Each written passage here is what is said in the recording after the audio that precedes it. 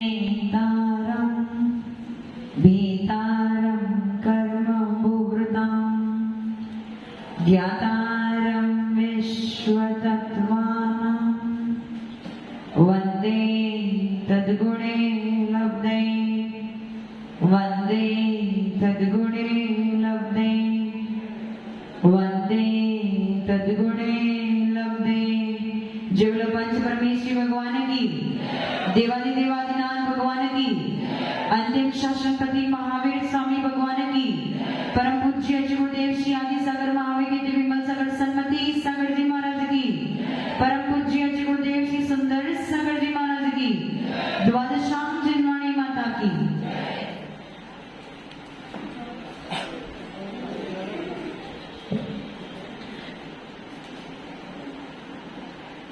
चलिए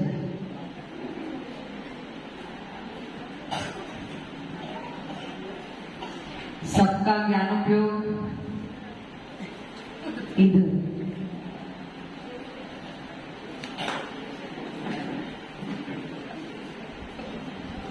कल हमने उत्तर प्रकृति का वर्णन प्रारंभ कर लिया था। 8 प्रकार की मूल प्रकृतियां होती हैं: ज्ञानावर्णी, दर्शनावर्णी, वेदनीय, मोहनीय, आयु, नाम, गोत्र और अंतराय।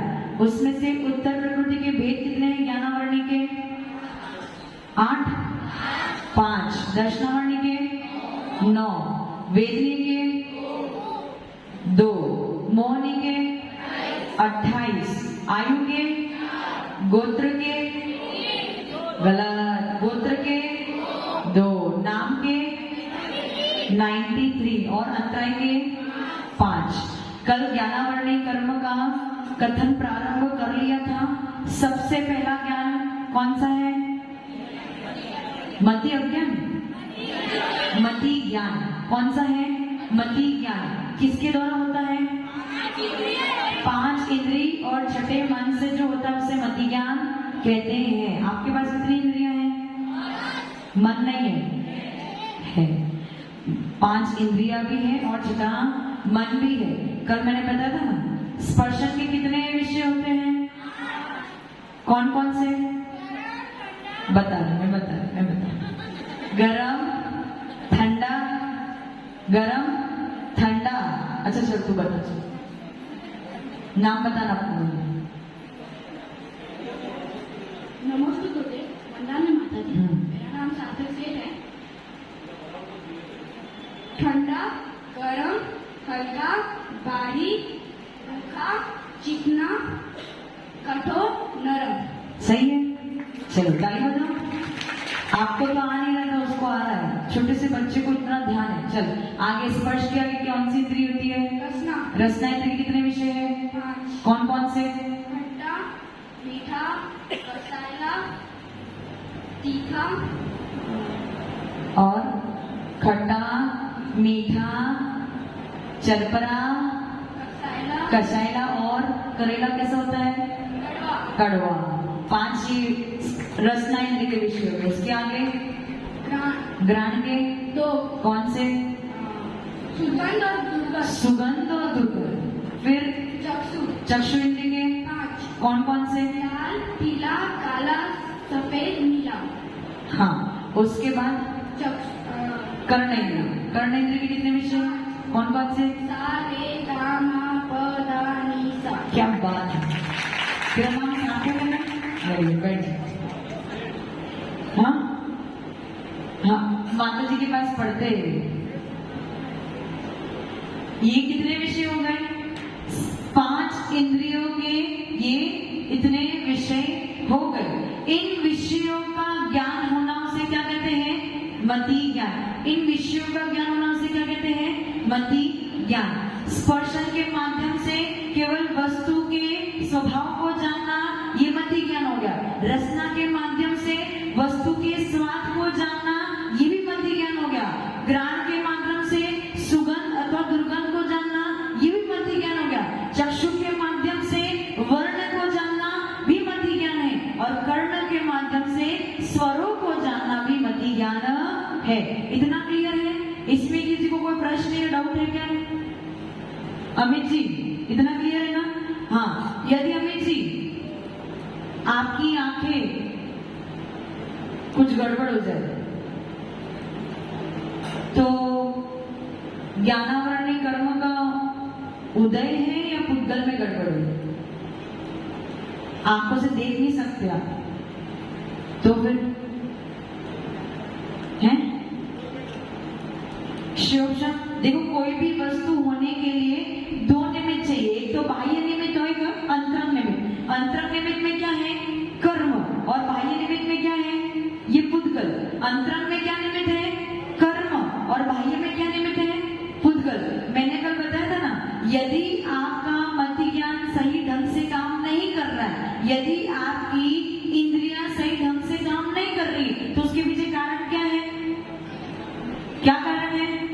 धनपाल जी, कौन सा कर्म? कौन सा वाला?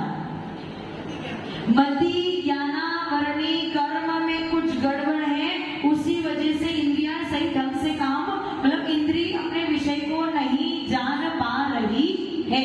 अब एक तो अंतरंग कारण क्या हो गया? कर्म। और बाह्य कारण क्या हो गया? पुद्गल। आपकी पुद्गल की रचना भी सही होनी चाहिए और अंतरंग में कर्म का क्षयोपशम भी सही होना चाहिए, तब जाके आपको वस्तु का बोध अथवा वस्तु का ज्ञान होगा। समझ में आया? समझ में आया? यदि आंखें ठीक है, हाँ माइक दे दो।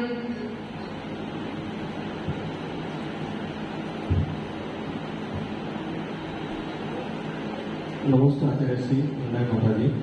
मेरा प्रश्न ये है कि कोई अंधा व्यक्ति होता है तो जन्म से जैसे अंधा है, उसको आंखें चक्षु नहीं देखते, भगवान उसके द्वारा वो पैदा हुआ तब से अंधा है, तो उसको मन के द्वारा उसको सारा हर वस्तु को पहचानना कैसा महसूस होगा उसको?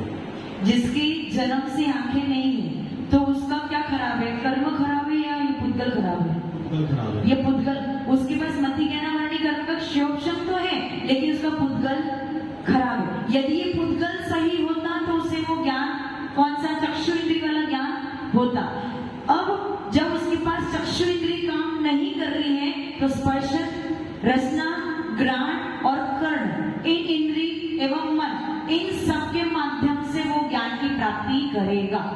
ज्यादा तो मन से ही वो महसूस करेगा। मन से क्यों? किसी वस्तु को जानने के लिए उसे स्पर्श भी करना पड़ेगा, शब्द सुनने के लिए कर्ण इंद्रिय का उपयोग करेगा। देख तो नहीं सकता क्या खा रहा है, लेकिन खा के तीखा है, मीठा है, कड़वा है, उसका ज्ञान रसना इंद्रिय से होगा। देख नहीं सकता फूल पड़ा है, कचरा पड़ा है, सुगंध अथवा दुर्गंध के माध्यम से जानेगा वो फूल है या कचरा है। तो बस इन इंद्रियों का उपयोग करके उसे ज्ञान की प्राप्ति होगी, बस उसके पास चक्षु इंद्रिय नहीं होगी। और उसमें भी ज्ञानावरणी कर्म का क्षयोपशम तो है, लेकिन उसकी पुद्गल खराब है। समझ में आया? तो दोनों ठीक होना चाहिए। क्या दोनों ठीक होना चाहिए? आपका ज्ञानावरणी कर्म का, माइक सही करो, ज्ञानावरणी कर्म का क्षयोपशम भी सही होना चाहिए और आपका पुद्गल भी सही होना चाहिए, तभी आपको वस्तु का ज्ञान अथवा वस्तु का बोध होगा। अच्छा, मुझे बताओ, जब बुढ़ापा आता है तो धीरे धीरे चक्षु इंद्रिय क्या हो जाती है? शिथिल हो जाती है। क्या हो जाती है? दिखना धीरे धीरे कम होने लगता है। तो वहां पे गड़बड़ पुद्गल में नहीं है, वहां पे गड़बड़ आपके मति ज्ञानावरणी कर्म के क्षयोपशम में है। अब ऐसा होता है कि बुढ़ापे में कर्मों का ज्यादा उदय होता है? ऐसा नहीं है। क्या होता है? कोई भी कर्म का उदय द्रव्य, क्षेत्र, काल और भाव की वजह से आता है। जैसे जो भरत चक्रवर्ती थे, भरत चक्रवर्ती कौन थे? आदिनाथ भगवान के पुत्र। वो अपने महल के ऊपर वाली मंजिल पे खड़े होके जो सूर्य के विमान में भगवान का चैत्यालय होता है, वो अपने ऊपर वाली मंजिल में खड़े होके ही यहाँ से सूर्य के विमान में उन भगवान के दर्शन को कर लेते थे। और आप कर सकते हो क्या? आप कर सकते हो? नहीं कर सकते। तो उस समय का जो काल था, उस समय का जो द्रव्य था, उस समय का जो क्षेत्र था, तब उतना क्षयोपशम पाया जाता था कि वो करीबन 47,000 से कुछ अधिक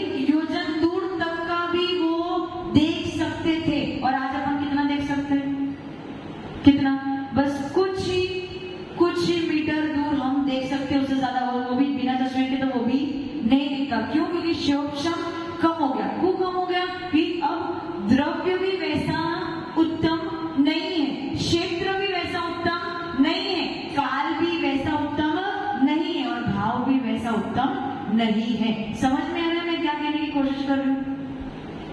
अमित जी, क्या कहा मैंने? भरत चक्रवर्ती को अपने महल के ऊपरी वाले खंड में खड़े होके सूर्यबिंब में जो जिन चैतन्य है उसके दर्शन वो अपने महल में खड़े होके ही कर लेता था। और यदि आज हमें देखना हो तो टेलीस्कोप लेके भी खड़े रहोगे तो भी आपको दिखने वाला नहीं है। तो उसके पीछे कारण क्या है? चक्षु तो उसके पास भी थी और चक्षु आपके पास भी है, लेकिन इतना फर्क क्यों है? कि उसका मति ज्ञानावरणी कर्म का क्षोभम ज्यादा था और हमारा क्या है? थोड़ा सा कम हो गया। और कम भी क्यों हुआ है? कि द्रव्य, क्षेत्र, काल और भाव बदल चुके हैं। तो जैसे ही बुढ़ापा आता है तो काल, बूढ़े लोगों के लिए काल परिवर्तित हो जाता है, उनका द्रव्य शिथिल हो जाता है, उसी की वजह से उनका मति ज्ञानावरणी कर्म का क्षोभम भी कम हो जाता है। उसी की वजह से उनको जो मति ज्ञान होने वाला है, जो 5 इंद्री और मन से जो ज्ञान होने वाला है वो भी कम होना प्रारंभ हो जाता है। समझ में? तो जो एक इंद्री है जैसे जल, अग्नि, वायु, वनस्पति और पृथ्वी, उनको कौन सा ज्ञान होगा? शुद्ध ज्ञान होगा, मति ज्ञान नहीं होगा। मति ज्ञान होगा कि नहीं होगा? कल मैंने बताया था ना, इस लोक में जितने जीव हैं, जितने संसारी जीव हैं, 12वें गुण स्थान तक मिनिमम 2 ज्ञान तो पाए ही जाएंगे। कौन से? मति ज्ञान और श्रुत ज्ञान। पेड़ पौधे हैं वो कौन है? एक इंद्रिय जीव है। एक इंद्रिय कौन सा इंद्रिय उनके पास? कौन सी इंद्रिय है? स्पर्श इंद्रिय। तो स्पर्श इंद्रिय से भी उनको कौन सा ज्ञान होगा? कौन सा ज्ञान होगा? मति ज्ञान होगा। कैसे जान सकते हैं राजू जी? कैसे जान सकते हैं?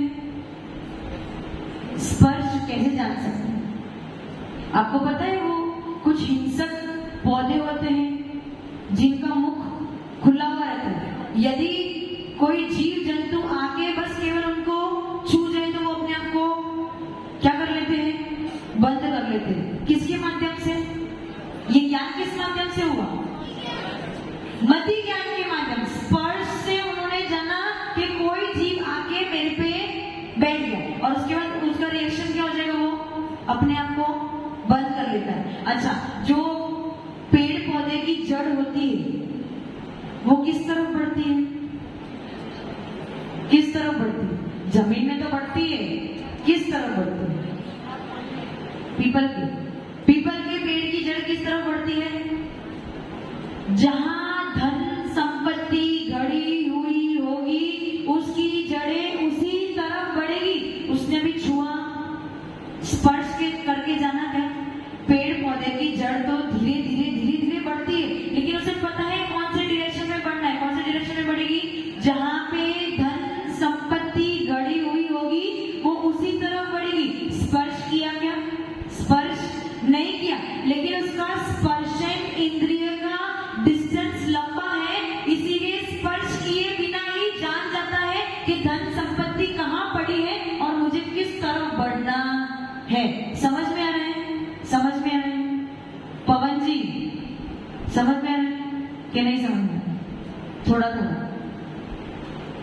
जो पीपल का पेड़ होता है उसकी जड़ें किस तरफ बढ़ती है? जहां धन संपत्ति गड़ी हुई होती है उसी तरफ बढ़ती है और बिना स्पर्श किए, बिना, आपको अगर जानना है कि वस्तु गर्म है या ठंडी तो उसे स्पर्श करना पड़ेगा, लेकिन उसकी जड़ें बिना स्पर्श किए ही अपने इंद्रियों के मति ज्ञानावरणी कर्म के क्षोभम की वजह से वो जान जाती है कि मुझे किस तरफ बढ़ना है।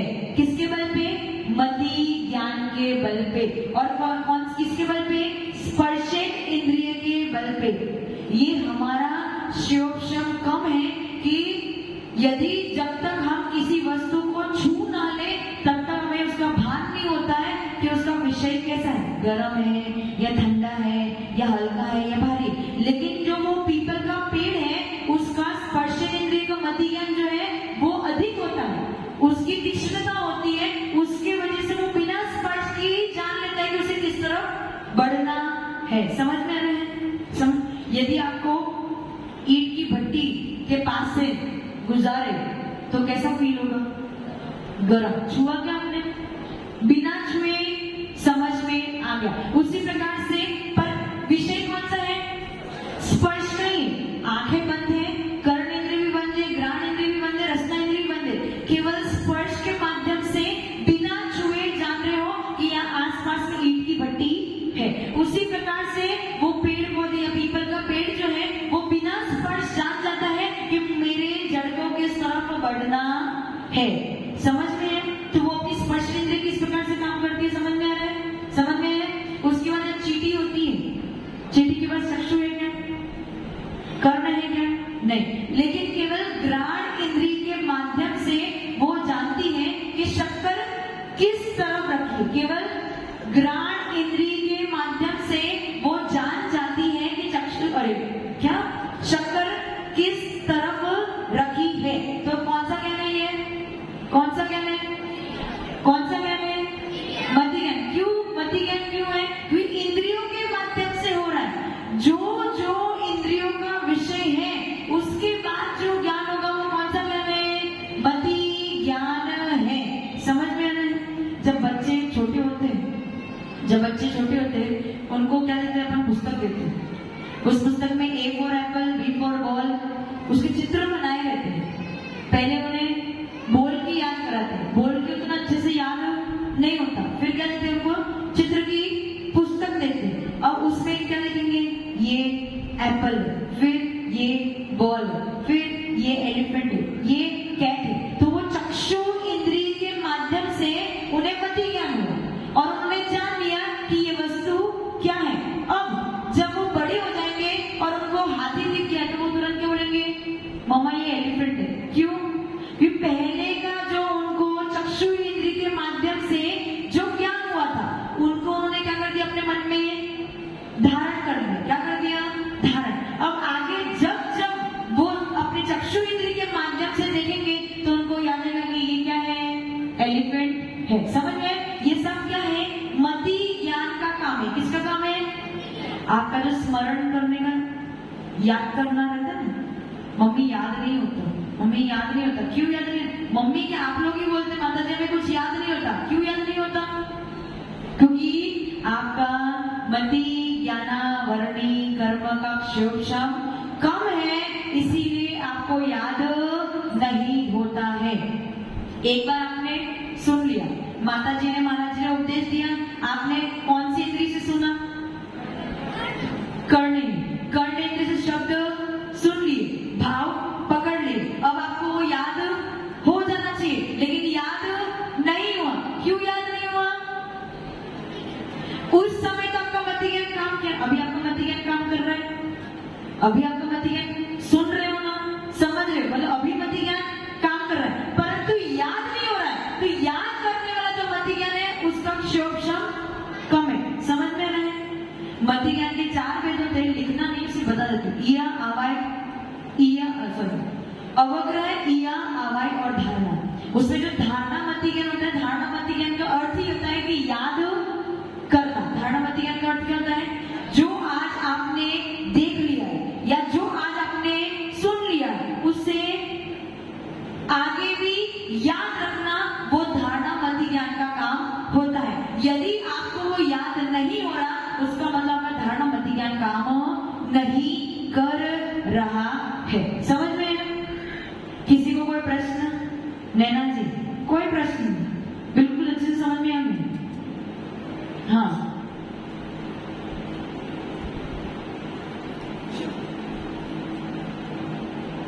नमस्ते गुरुदेव, वंदना माता जी। मेरा ये प्रश्न है कि मति ज्ञान से सभी जान सकते हैं, लेकिन एक व्यक्ति जो अंधा है और अंधा होने के बाद भी वह मतलब है वो स्कूल के अंदर अपना सवाल स्वयं कर लेता है और बच्चों को भी वो सेम टू सेम सवाल सिखाता है और उसका रिजल्ट भी 100% रहता है। ऐसा क्यों? ऐसा इसलिए, बैठ जाओ। पहली बात तो वो जो अंधे बच्चे होते हैं उनको क्या सिखाया जाता है? उनको वस्तु को छू छू के इसका ज्ञान कराया जाता है कि वस्तु का शेप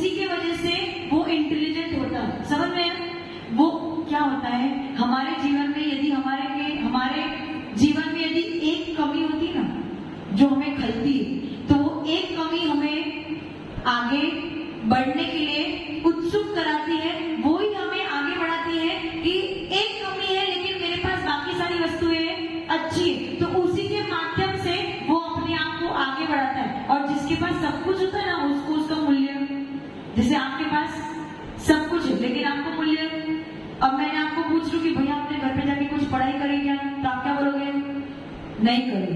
नहीं करी ना, क्यों नहीं करी? क्योंकि आपको इस बात का मूल्य है। और यदि यहाँ पे कोई ऐसा व्यक्ति होता जो अंधा है या बोल नहीं सकता, तो उसके मन में वो जागरूकता होती, उसके मन में ये एंथुसियाज्म होता कि नहीं, मुझे पढ़ना है, मुझे कुछ करके दिखाना है। तो ये नेचुरल बिहेवियर है, मनुष्य का नेचुरल बिहेवियर, कि जिसके पास किसी एक वस्तु की कमी होगी ना, वो अपने जीवन में हमेशा आगे बढ़ने की कोशिश करेगा, और जिसके पास कोई कमी नहीं, वो प्रमादी होकर आलसी होकर बैठे हैं। समझ में?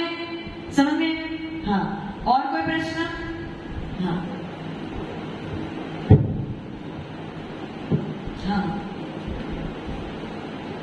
नमस्ते गुरुदेव, वंदना माता जी। उम्र के साथ में नजरें तो धुंधली होती हैं उसमें, लेकिन जैसे आजकल तो कम उम्र में ही चश्मे आ रहे हैं, तो उसमें पुद्गल मानेंगे या तवज्जो वाला मती क्या?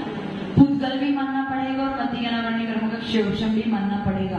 देखो, पुद्गल मति ज्ञान वर्णी कर्म का शिवशम तो कम हो रहा है, लेकिन पुद्गल खराब हुआ, आंखें खराब तो होती है जब उसका डिस्टेंस, रेटिना और उसकी डिस्टेंस जो है वो कम ज्यादा हो जाता है, तब आंखें खराब होती है। लेकिन अब चश्मा लगा लिया तो चश्मे के माध्यम से तो आपको दिख रहा है ना, मतलब आपका मेन पुद्गल खराब है। लेकिन पुद्गल खराब होने के पीछे कर्म भी कहीं ना कहीं कारण बनते हैं। अब जैसे आंखों से सुनाई देना कम हो गया, पर्दे में गड़बड़ होगी, तो आप क्या करोगे? मशीन लगा, तो मशीन लगा ली तो अब आपको सुनने में सहजता हो जाएगी। मतलब कर्म आपका कारण है, लेकिन इतना कारण नहीं है जितना पुद्गल कारण है। लेकिन जैसे जैसे समय बीतता जाता है, यदि आपकी आंखें भी सही है और कान भी सही है, फिर भी दिखना कमजोर हो जाता है, कान से सुनाई देना कमजोर, तो मतलब समझ लो आपका ज्ञानावर्णी कर्म का शिवशम कम होना प्रारंभ हो गया है। समझ में? हाँ, उसको कर दो।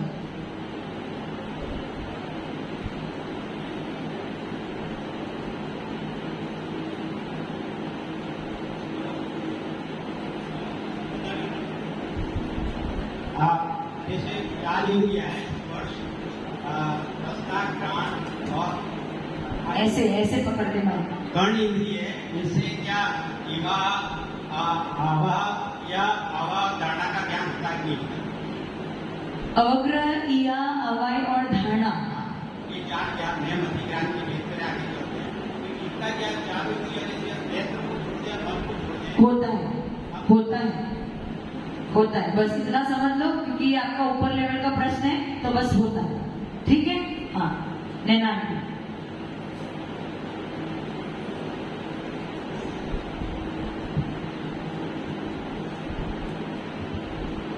नमस्कार आचार्य जी, वंदना माता जी। देखो, मति ज्ञान, शुद्ध ज्ञान, अवधि ज्ञान, पांच ज्ञान, जैसे हमने जैसे सुने अर्थ के पांच पढ़े। एक होता है कि निमित्त ज्ञान है, जैसे कि हमने सुना है कि आचार्य श्री विमल सागर महाराज जी को और आचार्य श्री सरस्वती सागर महाराज जी को कभी कुछ पहले की या आने वाली उनको चीज पता चल, किसी वस्तु को देख के उसके निमित्त को जान के वो समझ जाता है कि अब क्या होने वाला है। और एक को कल वाला की सिद्धों के अवधान को मालूम पड़ गई, एक सिद्धि में अनेक सिद्ध उसके लिए समझ सकते हैं, उनको अलग से जगह नहीं चाहिए होती है। सूक्ष्म तो उनका होगा सिद्धि वाले को, उनका उपयोग क्या है, क्या प्रयोग कर रहा है।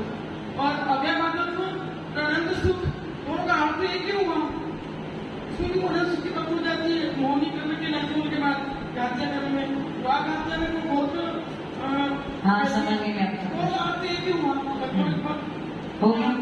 हाँ, बैठ। क्या कह रहे हैं? निमित्त अपने पास पांच ज्ञान है ना, मति ज्ञान, श्रुत ज्ञान, अवधि ज्ञान, मनपर ज्ञान और केवल ज्ञान। मैंने क्या बोला था? इस काल में अवधि ज्ञान, मनपर ज्ञान और केवल ज्ञान नहीं हो सकता। तो जो हमारे पूर्व के मुनिराज थे अथवा आचार्य परमेश्वर थे, जिनको विशेष ज्ञान होता था, वो बता देते थे कि आगे क्या होने वाला है या पिछला क्या हुआ था, या बिना जाने वो समझ जाते थे। तो इसके पीछे कारण है विशिष्ट शुद्ध ज्ञान। क्या कारण है? विशिष्ट शुद्ध ज्ञान। उनका जो शुद्ध ज्ञान का क्षेत्रफल था वो ज्यादा था, और उसी के माध्यम से वो जान लेते थे। निमित्त को देख के, टूटता हुआ तारा देख के या किसी बच्चे को रोते होने वाला है, लेकिन उसको अवधि ज्ञान का नाम नहीं देना। क्या है वो? विशिष्ट श्रुत ज्ञान। अवधि ज्ञान क्यों नहीं है? क्योंकि इस काल में अवधि ज्ञान नहीं हो सकता है। समझ में आ गया? आपका पहला प्रश्न पूरा हो गया। दूसरा प्रश्न था कि अवगाहनत्व गुण का समझ में आता है कि अवगाहन गुण कैसे काम करेंगे। एक सिद्ध के अंदर में अनंत सिद्ध समा सकते हैं। सूक्ष्मत्व गुण का काम क्या है? सूक्ष्मत्व गुण उत्पन्न होने की वजह से अब वो सिर्फ सबके ज्ञान के विषय नहीं बनेंगे। किसके ज्ञान के विषय बनेंगे? केवल और केवल ज्ञानी के ही विषय बनेंगे। ये सूक्ष्मत्व गुण का काम है। तीसरा प्रश्न आपका क्या था कि अव्ययवाद गुण और अनंत सुख, इन दोनों में क्या डिफरेंस है? अनंत सुख का अर्थ क्या है? अनंत, जिसका कोई अंत नहीं है, ऐसा सुख। यहाँ पे क्वांटिटी की बात हो रही है। किसकी बात हो रही है? क्वांटिटी, क्वालिटी नहीं, क्वांटिटी। बाधा रहित को अनंत नहीं कहे, समझना।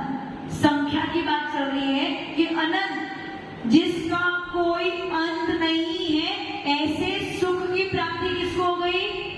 सिद्ध को। और वो जो अनंत सुख है, अब उसमें कोई बाधा नहीं पड़ेगी, वो हो गया अव्यापार। समझ में है? दोनों में फर्क समझ में है? समझ में नहीं? समझ में आ गया ना? अनंत क्या है? क्वांटिटी। कितना सुख मिला? तो अनंत सुख मिला। लेकिन अव्यापार क्या कह रहे हैं कि अब वो अनंत सुख कभी भी रुकने वाला नहीं है। समझ में आ गया ना? तीनों प्रश्न सॉल्व हो गए। हाँ, और मति ज्ञान के रिलेटेड और कोई प्रश्न हो गया? लवीश जी, मति ज्ञान किससे होता है? 5 इंद्रिय और छठे मन से। स्पर्श करके जानना, रसना से स्वाद लेके जाना, घ्राण से सुगंध लेके जानना, चक्षु से देख के जानना और कर्ण इंद्रिय से सुन के जानना। बस इतना ही आपका मति ज्ञान है। और इस मति ज्ञान को ढकने वाला जो है वो कौन है? मति ज्ञानावरणी कर्म। कल मैंने बताया था ना, जो बहुत जल्दी जल्दी बोलता है तो उसके शब्द किसी किसी को समझ में नहीं आते और किसी किसी को समझ में आ जाते। क्यों? कर्म का फेरफार है। किसी को दूर कोई इंसान यदि कुछ बना रहा है, कुछ अच्छा कुक कर रहा है, तो दूर से ही समझ में आ जाएगा कि हाँ कुछ अच्छा बन रहा है, और किसी को उसकी सुगंध नहीं आती। वो भी क्यों? मति ज्ञानावरणी कर्म का शब्द में फेरफार है। किसी को स्वाद का बहुत अच्छा नॉलेज होता है, किसी को नहीं होता। वो भी मति ज्ञानावरणी कर्म का शब्द। और स्पर्श इंद्रिय का भी वही से। समझ में गया? तो मति ज्ञान में फेरफार होने के कारण क्या है? मति ज्ञानावरणी कर्म। यदि आपके बच्चों को अच्छी तरीके से याद नहीं होता तो उसके पीछे भी क्या कारण है? मति ज्ञानावरणी कर्म। समझ में आ गया? समझ में आ गया? और एक सबसे बड़ा कारण ज्ञानावरणी कर्म का क्षोभशम कम होने के पीछे क्या कारण है? आप लोग कहते हैं ना कि हम घर जाते हैं और हम सब कुछ भूल जाते हैं। महाराज जी आपको इतना अच्छे से याद कैसे होता है? मतलब एक ही बार सुना और आपको याद हो गया। हम इतनी बार सुन रहे, पता नहीं कितने महाराज माता जी आ गए, रोज उठते सुनते फिर भी हमें याद नहीं होता। क्यों याद नहीं होता? उसके पीछे हाँ मति ज्ञानावरणी कर्म कारण है, लेकिन वो मति ज्ञानावरणी कर्म का क्षोभशम बढ़ इसीलिए नहीं रहा क्योंकि आप लोग राग द्वेष में रचे पचे हो। जितना ज्यादा राग द्वेष करोगे उतना ज्ञान कम होगा। याद रखना, जितना ज्यादा राग द्वेष करोगे उतना ज्ञान कम होगा। छोटे बच्चों को एक बार दिखा देना, उनके अच्छे से याद हो जाएगा। छोटे बच्चों को थोड़ा सा ही याद कराओगे उनको अच्छे से, और आपको 10 बार भी याद कराओगे तो भी याद नहीं होगा। क्यों? छोटे बच्चों का राग द्वेष कम होता है और आपका बढ़ा हुआ है। घर पे जाओगे तो राग द्वेष, बाहर जाओगे तो राग द्वेष, दुकान पे जाओगे तो राग द्वेष। बस कंटिन्यूस क्या कर रहे हो? बस ये 1 घंटा है जो आप शांति से बैठे हो और अपने चित्त को कहाँ पे लगाए हो? स्वाध्याय में। बाकी इस दरवाजे से बाहर जाओगे तो क्या करोगे अमित जी? राग और द्वेष। और जैसे ही राग द्वेष किया तो आपका उपयोग हट गया, और उपयोग हटा तो आप वस्तु को भूल गए। समझ में आ गया? तो आपके ज्ञानावरणी कर्म का क्षोभशम कम होने के पीछे कारण क्या है? आपका राग और द्वेष। समझ में आ रहे हैं? समझ में आ रहा है ना? कोई डाउट तो नहीं है? तो मति ज्ञान यहाँ पे पूर्ण होता है। कल से समय हो गया है, कल से शुद्ध ज्ञान का वर्णन प्रारंभ करेंगे। और आइए सरस्वती माता के चरणों में वंदन करेंगे, नमन करेंगे इस भावना के साथ में कि हमारी राग द्वेष की प्रवृत्ति कम हो, हमारा मति ज्ञान वर्णन कर्म का क्षोक्षम बढ़े और हमारा मति ज्ञान बढ़े, ताकि हमारी स्मरण शक्ति बढ़ जाए। ओम प्रेम वाग्वादिनी त्वदशांगिनी हंसगामिनी वीणावादिनी शुद्धानंदा सारवताई सरस्वतीभ्यो सरस्वतीभ्यो सरस्वतीभ्यो जीवन द्वादशांगिनी माणी माता की, अजय गुरुदेव सुंदर सागर जी महाराज की। खाना पीना खाया है? ओम नमः सिद्धेभ्यः पंचप्रवेशी भगवान की, आचार्य गुरुदेव सरस्वती सागर जी महाराज की, आचार्य गुरुदेव विमल सागर जी महाराज की, ठीक कामनो करो मने रहो की। बोले दिव्य तपस्वी आध्यात्मिक राष्ट्र संत 108 आचार्य श्री सुंदर सागर जी गुरुदेव की, गुरुदेव की, गुरुदेव की। अपनी चर्चा चल रही थी आरंभ तो सिद्ध पर चल रही है, और आपने ये सुना था कि कर्म 8 होते हैं, ज्ञानावन्नी, रत्नावन्नी, वेदिनी, मोहिनी, आयु, नाम, वो तो रंध्र है। इनको 2 भागों में बांटा था, घात्या और अघात्या। घात्या के 4 वेद थे, अघात्या के 4 वेद थे। ज्ञानावन्नी, रत्नावन्नी, मोहिनी, अंतराय घात्या थे। नाम गोत्र, वेदिनी गोत्र, आयु, नाम गोत्र, वेदिनी के अघात्या थे। ज्ञानावन्नी 5, रत्नावन्नी 9। धनपाल जी, रत्नावन्नी 5। पहला ज्ञाना रत्नावन्नी क्या 9, मोहिनी 9, और मोहिनी 2।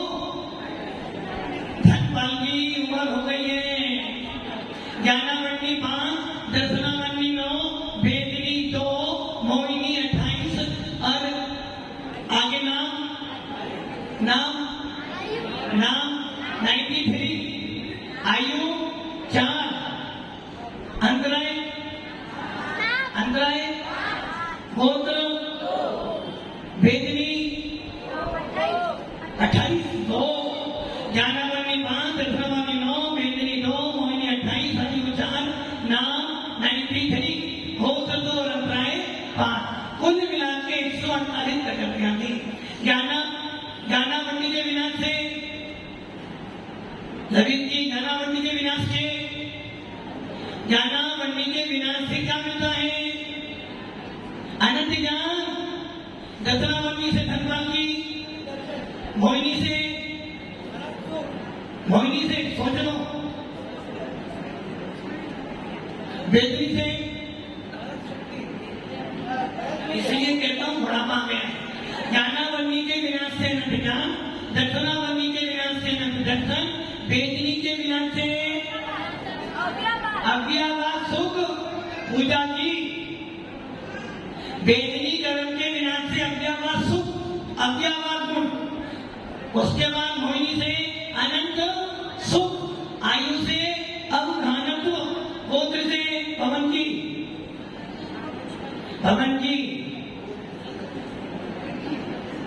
गोत्र के विनाश से क्या मिलता है?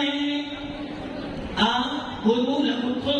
नाम के विनाश से सूक्ष्मत्व, अंतराय से अनंत वीर्य, ये गुण मिलते हैं। चर्चा चल रही थी अभी कि अव्ययवाद गुण किनको मिलता है? कबीर जी किसको मिलता है? अव्ययवाद गुण किसको मिलता है? सिद्धों को, मुझे नहीं पता। सिद्धों को मिलता है? हाँ वरुण जी। किसको मिलता है? वरुण जी नहीं पता। अमित जी आपके पास में है? नहीं है। दादी जी आपके पास में है, सोचो 1 मिनट 1 सेकंड दे रहा हूं। पंकज जी आपके पास है, क्या करें? आपके पास है या नहीं? है या नहीं? नहीं है। पवन जी आपके पास में है क्या? सोना है? आपके पास सोना है? गोल्ड है? आपके पास अव्ययभाव गुण है? नहीं है। दूध में घी है? दूध में घी है या घी में दूध है? दूध में घी है। तो आपकी आत्मा के अंदर अव्ययभाव गुण नहीं है? है। दूध में घी है, वैसे ही मेरी आत्मा में आठों गुण विद्यमान है। यदि मेरी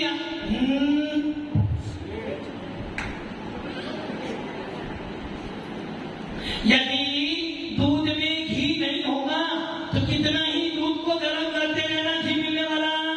वैसे ही यदि मेरी आत्मा में गुण नहीं है तो कभी भी मेरी आत्मा में गुण प्रकट होने वाले। अनंत कौन है? जीव।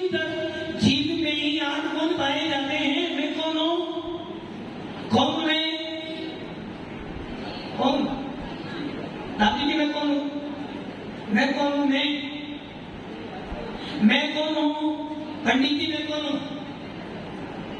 पंडित जी मैं कौन हूं? उधर मत देखो, उधर देखो। विनोद जी मैं कौन हूं? मैं मराठी नहीं हूं। मैं कौन हूं? वरुण जी मैं कौन हूं? तुम कौन हो? ऐसा तो तुम भी जीव, मैं भी जीव। अरे हम जीव है ना। जब मैं जीव हूं और जीव धर्म के अंदर ही गुण पाए जाते हैं, क्योंकि 8 कर्मों का बल किनको होता है? अच्छी तरह में 8 कर्म किसके पीछे लगे हैं अमित जी? मेरे पीछे। मेरे पीछे ना। मैं कौन हूं? तो 8 कर्म किसके पास है? मेरे पास है ना। मेरे पास ही तो नहीं ना, आपके पास तो नहीं ना। जो जो जीव कर्म होता है उसके पास 8 कर्म लगे हैं। तो 8 कर्मों के विनाश की क्या मिलेगा? 8 गुण मिलेंगे। तो वो गुण किसके पास में? आत्मा के अंदर ही तो है ना। पवन जी सोना है? सोना है ना? सोना है वो सोना। अच्छा जाकर सो जाओ। अब गोल्ड है ना आपके पास? अनंत सुख है? अनंत महाराज अभी सुख होता तो पैर में दर्द हो रहा है, आंखों में दर्द होता है, कमर टूट जाती है। सुख का है? दुखी दुख है। सुख है क्या अनंत? अभी तो समझाया भाई। हम कौन है? मैं कौन हूं? मैं। आप नहीं। मैं कौन हूं? मैं कौन हूं? आत्मा। आप कौन हो? जीव। मैं कौन हूं? मैं जीव हूं, आप आत्मा। मैं मतलब आत्मा में आत्मा हूं। तो मैं मतलब जितने भी जीव बैठे अपने अपने में आत्मा है। और जब मैं आत्मा हूं तो मेरी आत्मा में कितने कर्म है? कर्म है ना। तो जब 8 कर्म आत्मा में है, इन 8 कर्मों के बिना से क्या मिलेगा? 8 गुण। तो दूध में घी है, वैसे ही मेरी आत्मा में अनंत अनंत अनंत गुण। गुण कहां से आएंगे? आत्मा में ही है। उन पे कर्म लगे हुए। जब कर्म हट जाएंगे तो वकील साहब आपके पास अनंत सुख है? अनंत सुख वाले कपड़े नहीं पहनते। क्या करें? अंदर है। अंदर तो है ना वकील साहब। अंदर कौन है? आप भाई भाइये में नहीं, अंदर में है। अच्छा सिद्धों के बाद तो 8 लोग भाइये में अंदर में है। वकील साहब नाम बोलिए ना। विजय कुमार जी आपके अंदर 8 गुण है?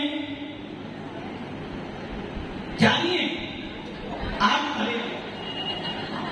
या तो मुझे लग रहा है या तो टीचर खराब है या फिर समीक्षा करने वाला खराब। कितने गुण है आपके अंदर?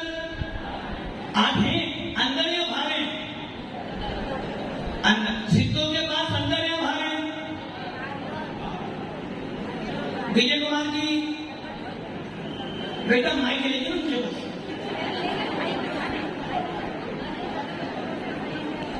विजय कुमार जी आपके पास अंदर 8 गुण हैं, अंदर ही है ना? सिद्धों के गुण कहां पर है? सिद्धों के गुण अंदर है बाहर है? जल्दी जा।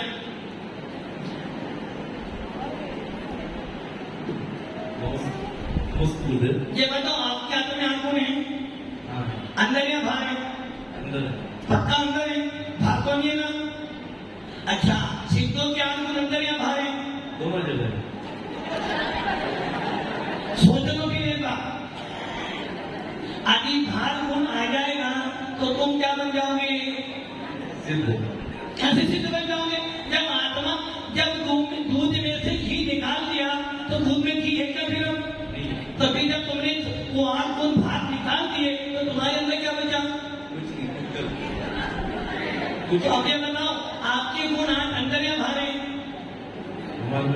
सिद्धों के बाहर अंदर है, उनके में अंदर है। तुम्हारे लिए अंदर, उनके भी अंदर। वो सिद्ध है ना। तो तुम्हारे लिए अंदर है, उनके में तो दोनों में अंदर क्या हुआ फिर? हाँ विजय कुमार जी सोच लो एक बात। हाँ सिद्धों के अंदर भी 8 गुण हैं, मेरे अंदर भी 8 गुण हैं, और गुण तो धर्म के साथ में ही रहते हैं, बस इतना अंतर है। सिद्धों ने 8 कर्मों का विनाश किया तो वो गुण सहित आत्मा सिद्धांत पहुंच गई। मेरे अंदर 8 गुण विद्यमान तो है, किंतु उनके ऊपर आवरण पड़ा हुआ, किंतु तो अंदर ही है। अब एक सवाल जो नैना जी ने पूछा था, और शायद इस सवाल पर हम लोग की बहस हो चुकी है। अब क्या बात हुआ? मेरा भी समय पूरा हो गया, मेरा नहीं भाई का समय। अब क्या बात गुण किसे कहते हैं? किस कर्म के विनाश से होता है? वेदनी कर्म के विनाश से अज्ञाबाद गुण प्राप्त होता है। और अनंत और सिद्धों में अंतर क्या है? सिद्धों के पास 4 गुण है, नहीं अनंतों के पास 4 गुण है, सिद्धों के पास 8 गुण है। सिद्धों के पास में अज्ञाबाद गुण है, तो क्या उनके पास अनंत सुख है? लगी थी क्या करें? सिद्धों के पास अनंत सुख है या अज्ञाबाद सुख है? थोड़ा ध्यान से सुनना। सिद्धों के पास अनंत सुख है या अज्ञाबाद सुख है? सोच लो। अज्ञाबाद गुण मिलता है वेदनी के विनाश से, अनंत सुख मिलता है मोनी के विनाश से, और मैंने बोला अज्ञाबाद सुख। अब 3 हो गए, अनंत सुख, अज्ञाबाद सुख और अज्ञाबाद गुण, तीनों या 2 हैं?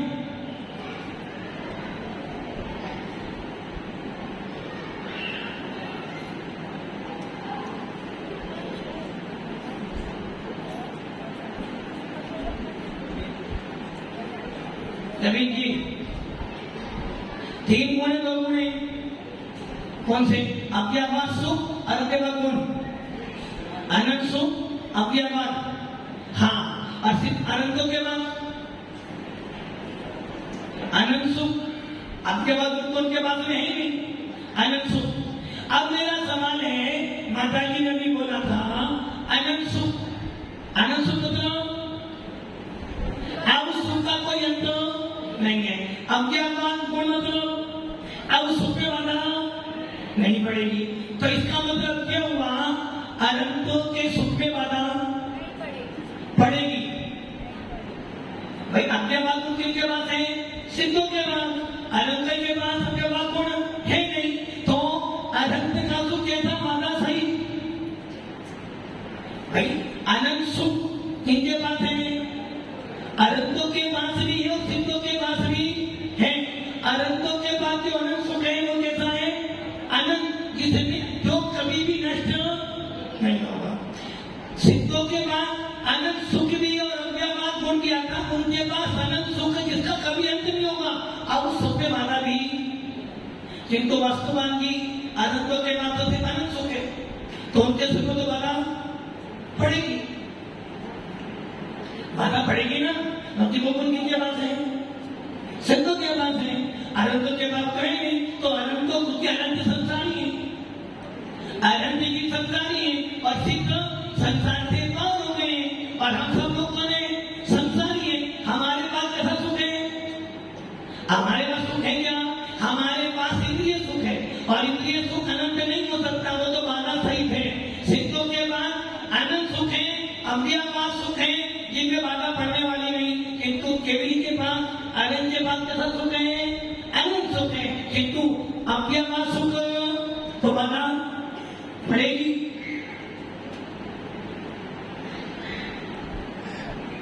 विज्ञानी समाज तो है, जब उनके पास अव्ययवाद गुण है ही नहीं तो बाधा पड़ेगी। किंतु ये ध्यान रखना, अनंत और सिद्धों के सुख में कोई भी अंतर नहीं है। अनंत सुख अनंत के पास है, अव्ययवाद गुण सिद्धों के पास है, अर्थात सिद्धों के सुख में बाधा पड़ने वाली नहीं, तो अनंतों के सुख में भी बाधा पड़ने वाली तो नहीं है।